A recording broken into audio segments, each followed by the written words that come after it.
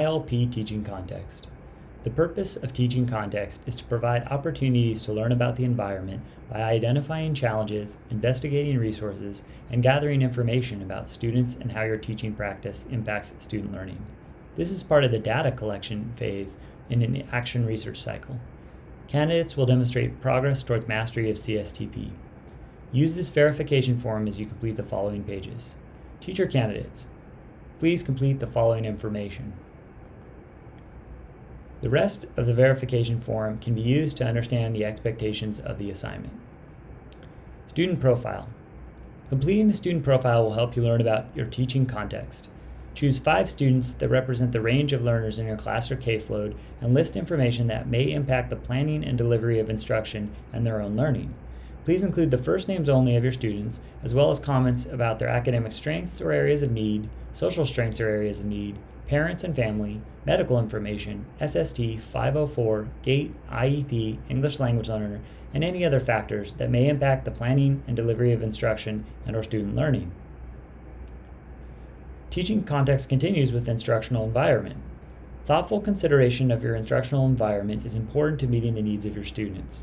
Consult with your mentor, administrators, and/or colleagues to gather information about instructional environment expectations at your site and gather ideas for your design. Insert a photo, as well as describe in detail the rationale of your instructional environment. Next, we'll take a look at homeschool communication. Communicating with students and families is important in establishing a working relationship with them and ensuring student success. Please insert evidence of your communication with your students and/or their families. You may use emails or a class website, flyers, phone logs, notes, home journal, etc. Do not include school-wide notifications. Describe the rationale for the type of communication used with students and families. Then we'll take a look at the community your students live in and that your school is located in. Knowledge of the local community, services, parks, libraries, cultural centers, grocery stores, etc. could help you in connecting with your students and families. Insert a map of the school's location and list 3 resources that could benefit your students and their families. The school and district information discussion guide would be most purposeful if discussed in a meeting with an administrator or designee and your mentor. It is important for a teacher on staff to have knowledge of staff information, school information, pedagogy, universal access for all populations, etc. After the discussion, list 3 items that you found new, interesting, or relevant to your educational setting.